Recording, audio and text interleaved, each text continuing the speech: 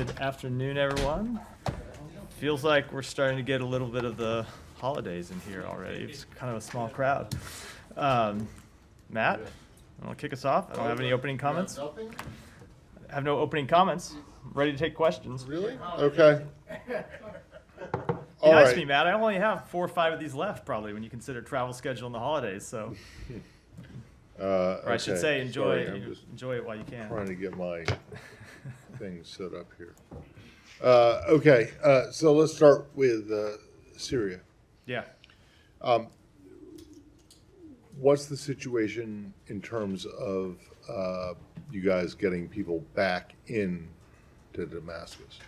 I don't have any new announcements to make today. I think, as you heard me say yesterday, it's something we continue to look at. We don't have any U.S. personnel on the ground in Syria right now, outside, of course, of the coalition forces that have been on the ground for some time, predating the fall of Assad, but we don't have any other personnel there at this point. We can continue to assess the situation, continue to consider when might be the appropriate time for us to send personnel into Syria to engage in a number of activities, including advancing the principles that the Secretary and other countries endorsed on Saturday.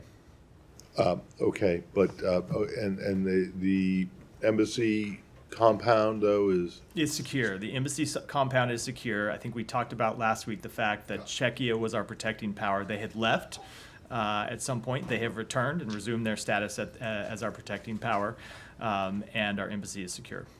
okay. And in terms of the search hunt for Austin Tice, We continue to pursue every lead possible. As you know, probably because there's reporting to this effect, there are a number of groups who are operating on the ground in Syria now who are combing through former prisons, former detention sites, gathering as much information as possible. They are providing that information to us, and we are chasing down every lead, but I don't have any update. okay. Thank you. Sean. Stay on Syria. Can you talk a little bit about the role of Turkey? Obviously, we were just in the region a few days ago, and there are talks with Fidan and Erdogan. Particularly, there's a Wall Street Journal report about fears of that the Turks are amassing forces, and there could be an all-out offensive in some of the Kurdish areas. Could you comment specifically on that, and more broadly, what you're looking for from Turkey right now? So we continue to engage with Turkey about the situation in northern Syria. As you know, we worked out a ceasefire for the area around Manbij. That ceasefire has been holding. It had expired. It has been extended into the end of this week, and we continue to engage with the SDF, with Turkey, about a path forward. As we have said publicly, we do not believe it is in the interest of any party to see increased conflict in Syria. We don't want to see any party take advantage of the current unstable situation to advance their own narrow interests at the expense of the broadened Syrian national interest, and those are conversations we're continuing to have with our Turkish allies. Just to follow up on that, Kobani, you mentioned Kobani specifically. Is that a fear that there could be sort of an assault on that area? So I'm not going to speak to that specifically, but the concern that we have is broader than just Kobani. The concern we have is to any increase in fighting in northern Syria at this point. We understand the very legitimate concerns that Turkey has about the terrorist threat that the PKK poses. We understand the very legitimate concerns that Turkey has about the presence of foreign fighters inside Syria. And so we're talking to them about those concerns and trying to find a path forward. Ultimately, I can say that what we want to see, and the Secretary has talked about this publicly as well, what we want to see is the establishment of a Syrian national government that encompasses all of the various ethnic groups inside Syria, and at the end of that, you don't have any subnational militias, any subnational groups who are carrying arms under their own banner. And as part of that, we certainly think it's appropriate to discuss the expulsion of foreign fighters. So you say you're talking to them about their concerns, and you just outlined what some of those concerns are. I mean, what's the path forward? Is there do you see some sort of negotiated settlement, some sort of agreement either involving the U.S. or between the between HTS and the SDF. So I don't want to get into it publicly because this is still a matter of let's say fairly intense diplomatic discussions. We were able to negotiate this ceasefire for Manbij that included the SDF withdrawing to the east of the Euphrates River. We are in conversation with the SDF, and we are in conversation with our allies in Turkey. And I should say, our other partners in the region are in conversation with Turkey about this question as well. This is not just a United States question. And we are trying to work on a path forward that de-escalates tensions. But while we're in the middle of those diplomatic discussions, I don't think I should talk about them publicly. But I also shouldn't understate that this is a challenging issue. It's a very challenging issue. There are long-standing tensions between Turkey and these groups, and so it is not an easy path forward, but it is certainly one that we're pursuing. Just one more, maybe more the sticks and the carrots. I mean, what would be the consequence if Turkey goes ahead with some operation? We saw that in 2019. How would the U.S. perceive that? I'm just not going to deal with hypotheticals at this point. We're in conversation with Turkey about the path forward, and I don't want to get into dealing with kind of an alternative scenario that may or may not occur in the first place. Can I just put a finer point on it? Did the Secretary explicitly warn the Turks not to go into Kobani when he was there? I am not going to get into private diplomatic conversations, but of course they discussed the situation in the north in some detail. Both in the phone conversations the Secretary had with the Foreign Minister before we traveled to the region last week, and in a number of conversations with the Foreign Minister while we were there. As you know, he saw him not just in Ankara, but again in Aqaba, Jordan on Saturday. And then more broadly on Syria, Matt, can you give us any more information about communications with HTS? Has there been any more than the few you referenced yesterday? And have they reacted to the principles that were outlaid in Aqaba? I don't have any further conversations to read out at this point, and I certainly wouldn't want to speak for them in terms of their reaction to the principles that we laid out. I will say, though, that when those principles were not principles that were just endorsed by the United States. Obviously, you saw the Secretary outline them first before we left for the region, but then those were principles that were endorsed by Syria's neighbors, by other countries in the region and other countries around the world. So we certainly think that they're principles that are not advancing the interests of the United States, or not just advancing the interests of countries in the region. They're principles that outline a path forward for the Syrian people, that call for respect for minority rights, call for respect for the rights of women, call for inclusive governance. And they're the type of principles that we believe are important for HTS to show they're committed to if they are truly to lead a government that represents all Syrians. And then on the search for Austin, is Roger still in Beirut? He is in Amman today. And who is he meeting with there?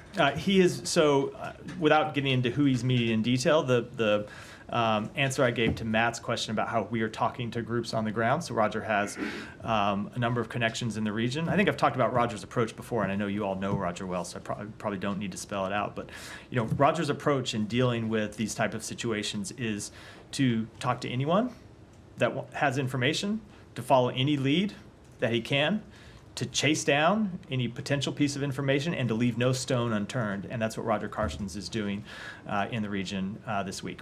And are there any plans for him to go to Damascus then to chase those? I don't have any to announce today, but as I said yesterday, notwithstanding the fact that we are not on the ground in Damascus now, and you can understand, I think, some of the considerations we have to take account of before deploying U.S. personnel into a place like Syria. We have obvious security concerns. We have to make sure all of our security concerns are properly accounted for before we could do that.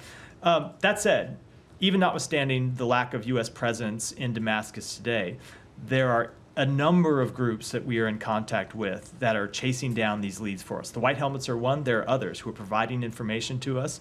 We have no shortage of resources that we are tapping to get information about the whereabouts of Austin Tice, to run down leads, and to explore information that is provided to us to try and find where he might be. So you may have just answered that this question, but I mean, why isn't he going in?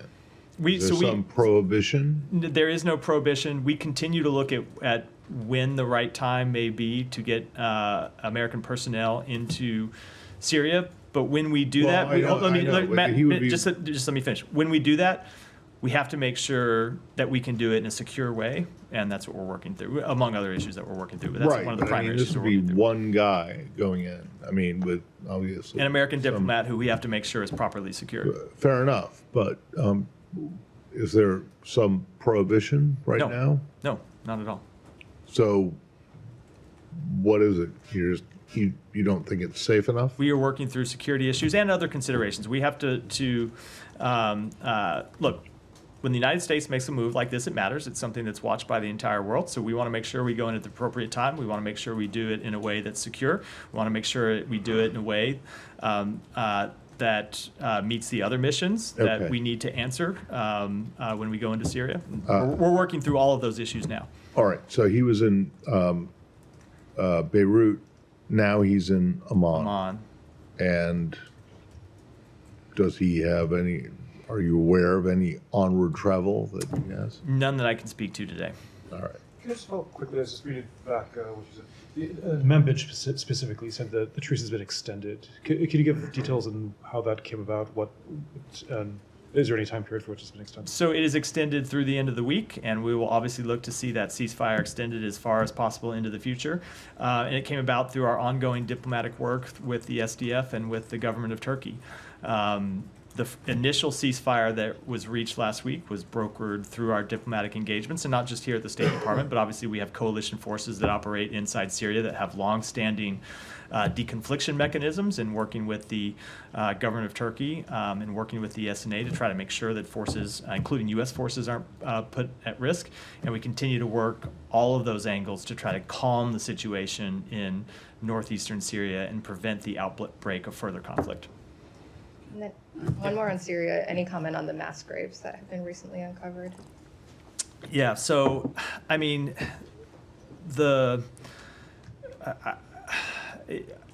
when you look at the evidence that is coming out of Syria in the now 10 days since the Assad regime fell, it continues to shock the conscience. And I'm referring not just to the mass graves that have been uncovered, but information that we have been gathering inside the United States government, including information that's not yet publicly known. I think the depravity of this regime, which was on display for the world to see over the course of this civil war, a regime that was gassing its own people and torturing its own people, we just continue to see more and more evidence pile up of how brutal they were in mistreating their own people, in murdering and torturing their own people. And I can tell you, for what we want to see going forward when it comes to mass graves, when it comes to detention sites, when it comes to torture sites, are two things.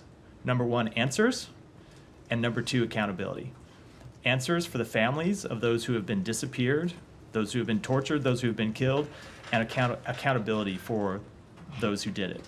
And we are engaged with a number of United Nations bodies, including the Independent Institute on Missing Persons, which has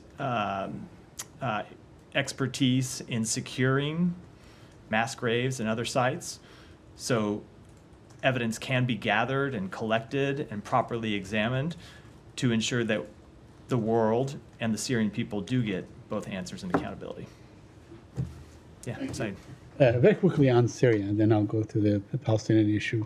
The Wall Street Journal reported today that U.S. officials fear that Turkish military buildup signals a preparation for a Syrian incursion. Are you concerned that this may be the case? So I think I answered that question in response to either Sean or Jenny. Right, yeah. I can answer. I'm happy to answer it again, Right, but it's not please, yeah. it's not going to be a different answer. Right. We continue to have concerns about tensions in northern Syria, and we continue to work, as I was just outlining in my answer to the Sure. previous questions, to try and de-escalate tensions and find a path forward that does not further destabilize Syria. Okay, so, I mean, are you talking to the Turks about not doing this? I mean, these appear to be imminent. Saeed, I don't mean to be disrespectful, but a little deja vu. No, I that's okay, literally that's answered fine. that exact So you question. don't feel I that- literally answered that exact Right. question maybe 5 Okay, minutes ago. That's fine. So you don't feel that this is imminent? What's that? You don't feel this is imminent?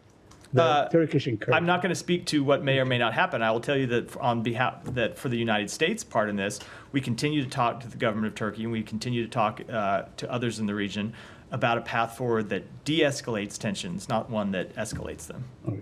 Okay, let me move to Gaza. There's, Kirby said there's cautious optimism. Some officials saying that about the talks, about the ceasefire talks. Can you share with us any update? I'm not going to get into any substantive updates. I think cautious optimism is a fair way to characterize it, though very much tempered by realism, tempered by the realism of the past several months, where we have been close before, where you have heard us describe this as being inside the 10-yard line, but then finding those last 10 yards are the most difficult because for various reasons, the two parties have not agreed to a final deal. So here's what I'll say about it. We continue to engage with the mediators. The mediators continue to engage with Hamas and with Israel. Based on the remaining issues, we should be able to get to an agreement. We should be able to bridge the disagreements between the two parties. But that is not to say that we will. Because again, there have been times before where we were close and we thought the differences were bridgeable, and ultimately we didn't get a deal. As you've heard me say before, all the United States can do is push and try to come up with compromises, but we cannot dictate to either side what choice they have to make. They have to make those decisions for themselves. All right. Well, the Israeli press, Israel Hayom in particular, reported that, attributed to some Arab officials saying that Hamas has basically agreed to all whatever terms that are in the deal or in the negotiated deal. So if that is the case, It's there not. should be no. Let me, before we get to the end of that's not the case. So That is not the case. That is not the case, no. So, all right, but it's the Israeli press, so I'm not claiming anything. So if such a deal goes through, it will be like a temporary ceasefire, correct? It will not be a permanent ceasefire. I think you will understand my disinclination to opine on the details of an agreement that has not yet been reached. Should we get an agreement, it'll be public for everyone to see, but I'm not going to talk about what the details are before we get to any such deal. Okay, the fact that the Israeli prime minister said that he wants, to sort of preside over the negotiations, does that give you maybe, a clear view of what might likely to happen? I don't know what you mean by that, a clear view. Okay, We have well, a, we, he said- so I'll just say, we he have, said- let me he just said say, that he wants to, he wants to oversee the talks, which means, he has his own, of course, vision of the talks that maybe or maybe not. It may be, it may reflect past negotiations or maybe something new. I'm going to decline to comment on what those comments, which I haven't seen in full, mean. I can tell you we take our reading of the talks and where they stand and a possible path forward through our engagement with the parties, where we are in real time going back and forth with the mediators and with the government of Israel about what the final issues are and what concerns they have and how we might deal with those concerns. So I don't need to look at a public comment to have an assessment of where the talks stand. Now, on the Palestinian death toll, yesterday we had last night, 52 Palestinians were killed. The day before, the same number. The day before. Now, I asked in this room a number of times that had this become normalized, and if there is, such a, there's hope for a negotiated ceasefire, should this stop right now? Would you call on the Israelis to end their bombardment of civilians? We are calling a lot of civilians. we are calling on Israel to reach a ceasefire agreement. That's what we continue to work for. We have not called for them to unilaterally disarm against an enemy that is still committed to the destruction of Israel. Right. We believe there needs to be a negotiated ceasefire that ends this war. We don't believe that Israel should unilaterally end the war while Hamas not only continues to threaten the state of Israel, but still holds citizens of not just Israel, but I will remind you, 7 Americans, Right. 7 United States citizens that continue to be held hostage in Gaza. So no, we don't support a unilateral disarmament. We support a negotiated ceasefire, and we continue to work to try to reach one. But that is One- not one not- more side, one I- more, I one do more, think I have to go to the rest that of the room. That is not unilateral disarmament. The That's Israelis one? they can fight all they want, but they should stop bombing. Bombing from the sky. They're the only ones that have an air force that continue to bomb people. You're not telling them to stop, their let's say ground troops from doing what they're doing. We're asking you if they could stop aerial bombardment. So Hamas, I'm sorry, when it comes to the tactics that Hamas has been pursuing, Hamas continues to, no, they don't have an air force, but they continue to try and launch rockets against Israel. So I think it's not productive to call on Israel to stand down on any one military tactic. What's appropriate is to try and reach a ceasefire that gets the hostages home and that ultimately alleviates the suffering of the Palestinian people. Thank you. Yeah, Alex. I have a couple of topics, but before I shift, can you clarify the HTS topic?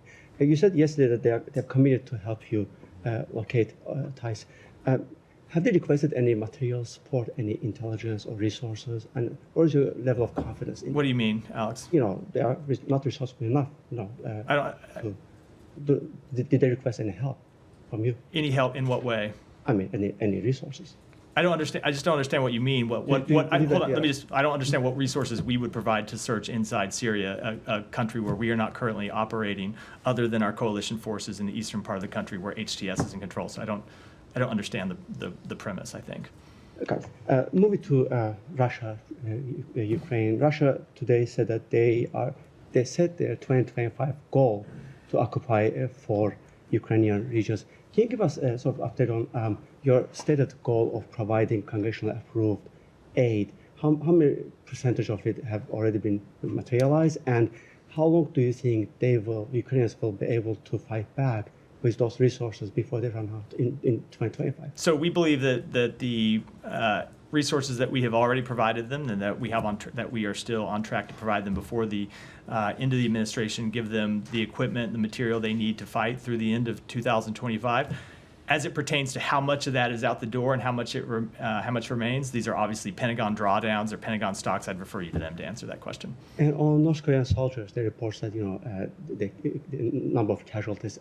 Given that, are you observing any new let's say, tranche of North Korean soldiers coming from?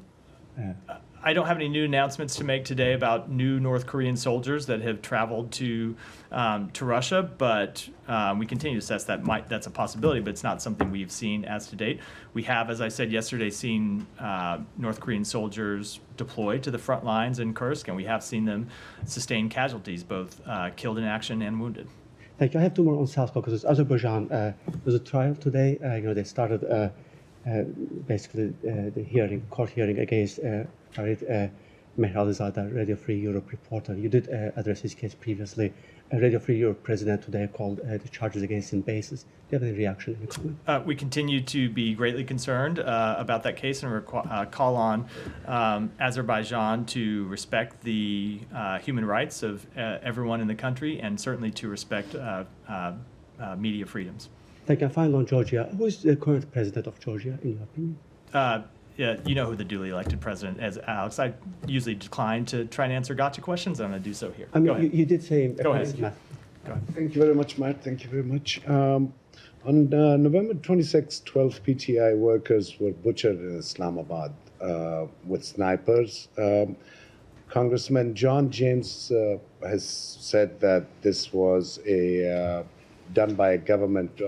A government which does something like this cannot be a legitimate government.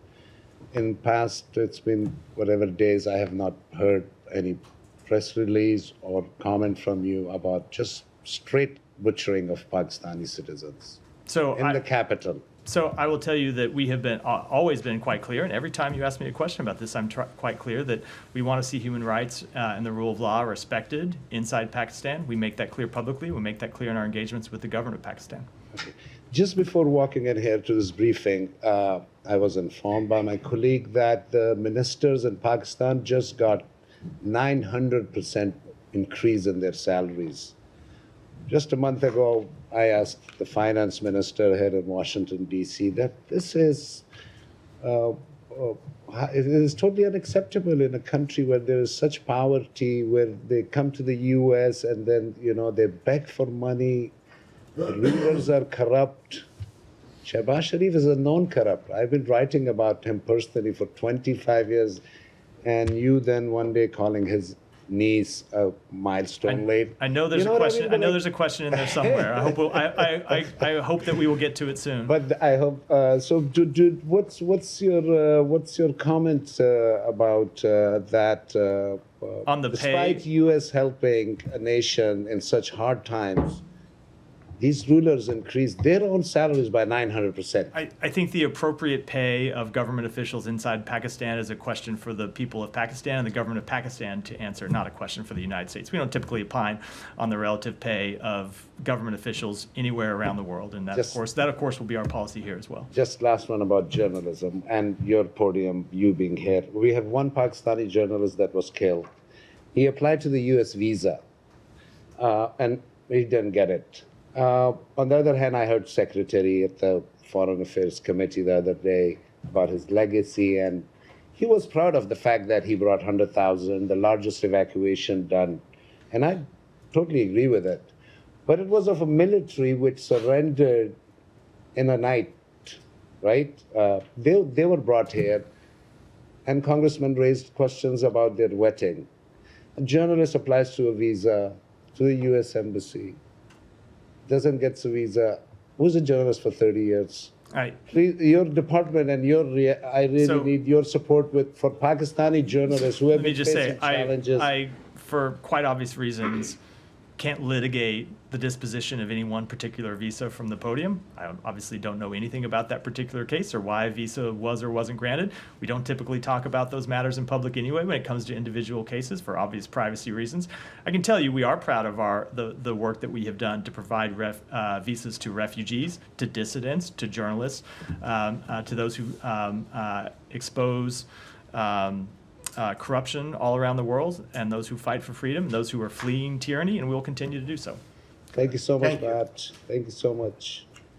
Thank you. What political and legal system do you believe would best ensure the protection of the rights of all ethnic and religious groups in Syria, including the Kurds, your ally? Do you consider federalism to be a suitable solution in Syria? So that's not a decision for the United States to make. That is a decision for the Syrian people to make. One of the things that we have been incredibly clear about, I was going to say since the fall of the Assad regime, but really when you go back to the adoption of UN Security Council Resolution 2254, the thing that it called for was for the Assad regime to actually deal with the aspirations and demands of the Syrian people, something that he never did, and it's the chief reason for his downfall today. And so what we believe is important is that the Syrian people decide the type of government and a constitution, a framework that represents their aspirations, that represents the kind of normal compromises and a give and take that happen in civil society. And so when you see us outline principles, chief among those principles is that the path forward needs to be inclusive of all the Syrian people, that it needs to be transparent, and that it needs to be accountable, and ultimately give the Syrian people the right to answer those very legitimate questions. Following question. Do you continue to support the Kurds as your ally in Syria? Yes, we do. Can I just go back to Russia-Ukraine? Yeah. The killing, the appears to be an assassination of the chemical weapons chief, General Krylov. Want to see if, first of all, the Kremlin is saying that Ukrainian allies are to blame for this. Do you have a response specifically to that, or more broadly to his killing? I don't have any assessment on that explosion. I can tell you that the United States was not aware of it in advance and was not involved. And do you have any view on his killing, and was he a legitimate target, regardless whether the U.S. was involved? I don't have an assessment. It's not something that we were involved in. Obviously, he was a general who was involved in a number of atrocities. He was involved in the use of chemical weapons against Ukrainian military. It's something the United States has publicly assessed before, that the Russian military under his in a unit under his command has used riot agents in violation to this individual incident. I don't have any comment. Okay, just a very different topic. Could I ask you, you've obviously spoken quite a bit about military aid to Israel. Dawn, the activist group founded by the late Jamal Khashoggi, is announcing a lawsuit saying that the U.S. is violating the administration is violating the Leahy Act, the Leahy laws when it comes to military aid to Israel. I know it's probably a pending case, but do you have anything specifically to say about it? No, I wasn't aware of that case, but in any event, I defer to the Department of Justice, who typically requests that we not comment on cases that they're going to have to respond to in court. Thank you so much. Recently, influential advisor to Dr. Yunus, who was portrayed on US soil as the mastermind behind Prime Minister Hasina's downfall, made a controversial social media post advocating for the expansion of Bangladesh territory by annexing part of India, including West Bengal, Tripura, and Assam. Such remarks could pose risk to the regional stability in South Asia. Given the individual very close to associate with Dr. Yunus, does the U.S. government view this statement with concern, and would it consider advising against such rhetoric to support peace and stability in the region? You know, I will admit I wasn't aware of that comment. I don't know anything about it other than you reading it to me now, and I'm going to follow a general rule that when I've not seen a comment and seen it in its proper context, I'm going to decline to comment on it here. Definitely. Thank you so much. And I have another two short question. One is about given the Bangladesh International Crimes Tribunal ban on former Prime Minister Sheikh Hasina's speeches, which appears to violate constitutional right and suppress of free speech. Your comments on that? I don't have any comment on that. And on the press one more, freedom, sure. last Yeah, question. yeah, sure. Yeah, there are over 30 journalists who are jailed for last over 60 days without even getting any bail. And already a Committee to Protect Journalists, Reporters Without Borders, and many human rights organizations already sent their petition and letters, and also sent by the European Union ambassadors they made to Dr. Yunus. Will you send any statement to get them at least the bail, because they are in the jail and they are in condemned cells, actually? So we have been consistent in dealing with this matter with the government of Bangladesh, and that is to make clear to this government of Bangladesh, as we made clear to the previous government of Bangladesh, that we believe media freedoms ought to be upheld, the freedom of the press ought to be respected, and that such cases ought to be dealt with consistent with the rule of law and respect for the press. Thank you so much. Finally, can I ask on China? You said last one last I'm time. so sorry. You know, it's go ahead. It's holiday, and it's almost Christmas. How Go do ahead. you assess? Thank you.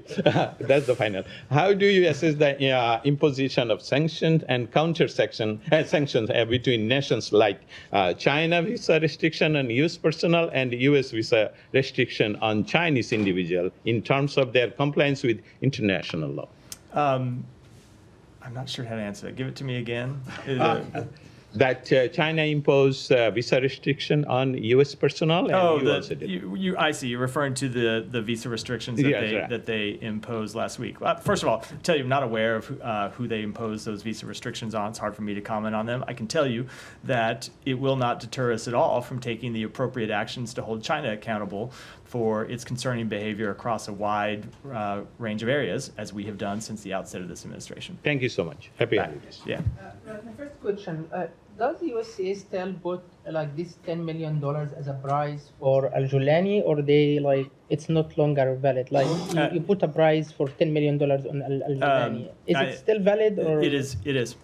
So if hypothetically someone arrested him and give him to the military base in the USCA, he or she's gonna take the $10 million? I'm not going to deal with hypotheticals, but the rewards for justice, the reward that we issued through our Rewards for Justice program is still valid and outstanding. Okay. You should also make clear that the reward can't be claimed by a government official.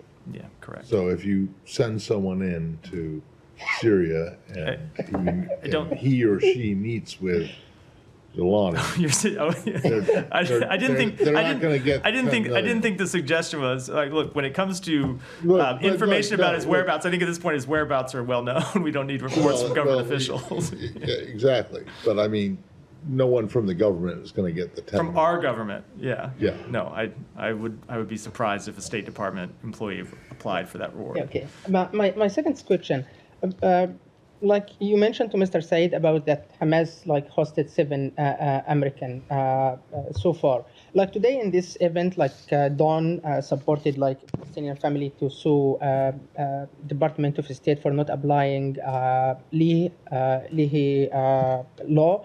Like Mr. Charles Palha, he's a former director for security and human rights in Department of States. He mentioned Aisha Nouri case. And he said from his expertise that based on this law, if any like case like this, like Aisha Nouri, USA should, according to the law, to suspend like the aid until the final decision. And we saw like Israeli, according to CNN conclusion and many other organizations, they killed Shireen Abu Akleh, the former American Palestinian journalist for Al Jazeera.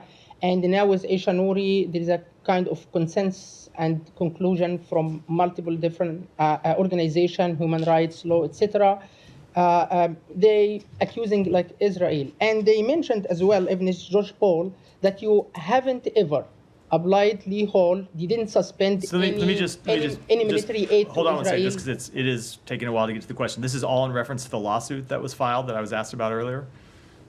No, like I'm asking, like why USA in like didn't take Aisha Nouri case and Shireen Abu Akleh case seriously and suspended So we have military aid to Israel. we have taken those cases. And they are American. Let me just. We have taken those cases extremely seriously. If you heard me yesterday when I talked at this podium, I talked at length about our interactions with the government of Israel about most recently the Aisha Eggy case, where we have made clear to them that her death was unacceptable, that it should have been avoided, it should have never happened in the first place, that we want to see the results of their investigation and we want to see them change their rules of engagement. Okay, last question about Yeah. Syria.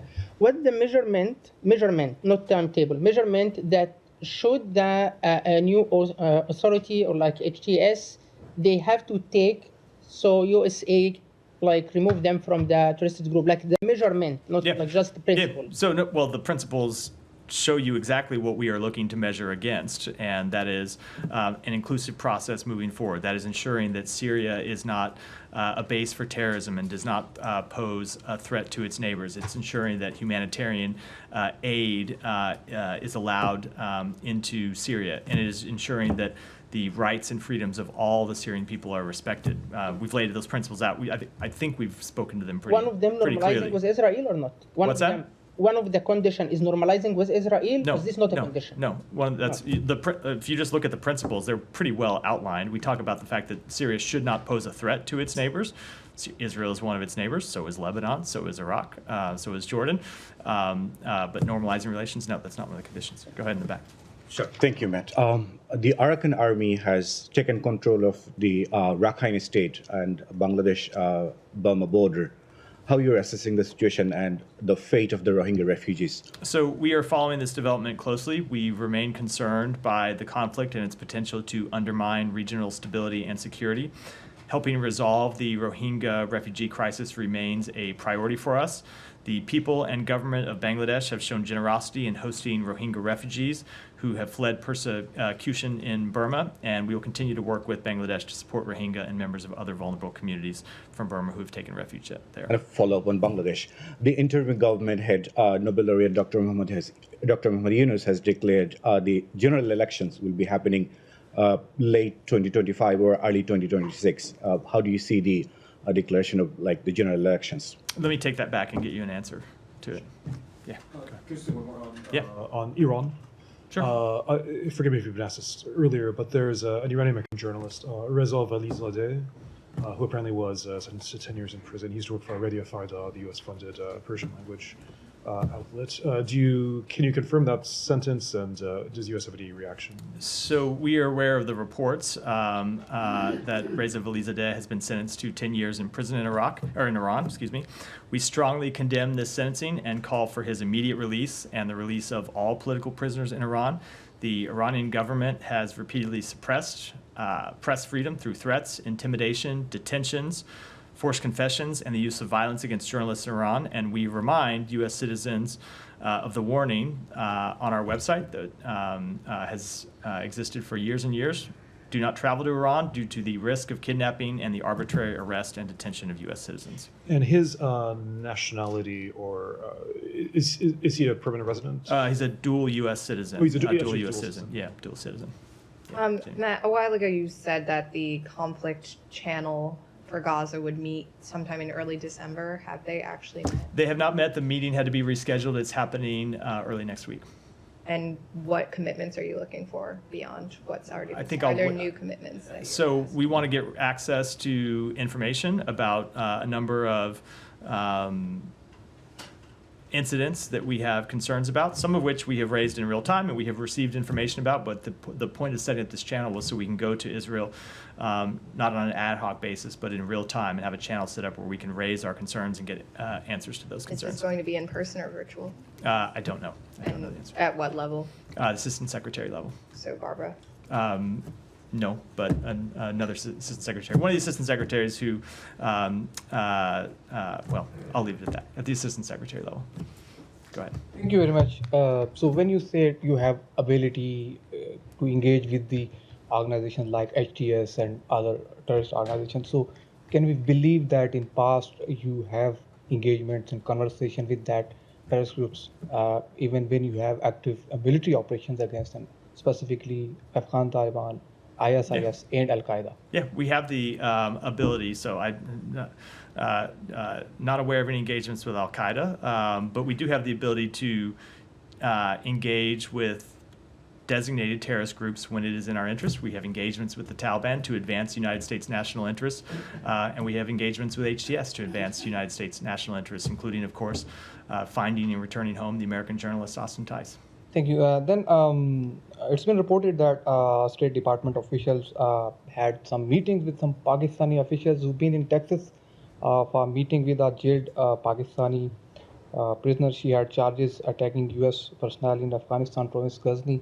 That is Afia Siddiqui, serving 86 years prison in Texas jail. So, question is, President Biden last week pardoned many of prisoners. Some of them were top priority prisoners having spying charges. So, with the Afia Siddiqui matter, previously U.S. raised Shakil Afridi matter in exchange of prisoners.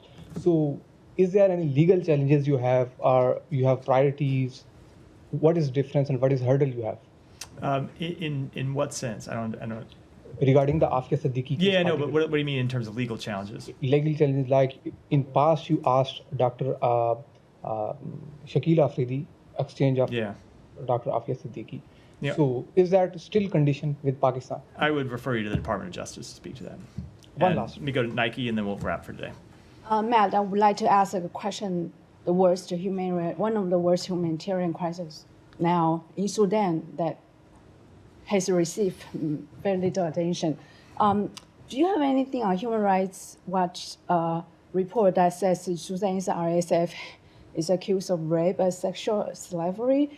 And I ask this because I understand Secretary is going to New York this week, and one of the topics will be Sudan. Yeah. Talk about where we are. You were right that there is no conflict in the world that deserves more attention and gets less from the broad public than the ongoing civil war in Sudan, which has had just horrific effects for the Sudanese people. Lack of access to food, war crimes and atrocities committed by both the SAF and the RSF. I can tell you that Secretary Blinken will be chairing a session of the United Nations Security Council on Thursday in New York to continue to draw attention to the crisis in Sudan, but also to push for a way to resolve it. As you know, we have been pushing for some time for a ceasefire, and the parties have been willing to agree to that at various times. One party or the other was somewhat more forward-leaning, but ultimately both sides have refused to agree to a ceasefire that would end that conflict. We continue to push for broader humanitarian aid, short of getting a ceasefire that can get us on a path to ending the conflict. We believe the most important thing that you can do is to at least try to alleviate the suffering of people on the ground. And so you have seen us flow millions and millions of dollars in humanitarian assistance into Sudan, and we'll continue to do that, and we'll have more announcements to make in that regard, and we'll continue to work with donors around the world to try to bring more humanitarian assistance in to the people who are suffering from this conflict that they did not start, but they are the ongoing victims of. And with that, wrap for today. Thanks, everyone. Thank you so much.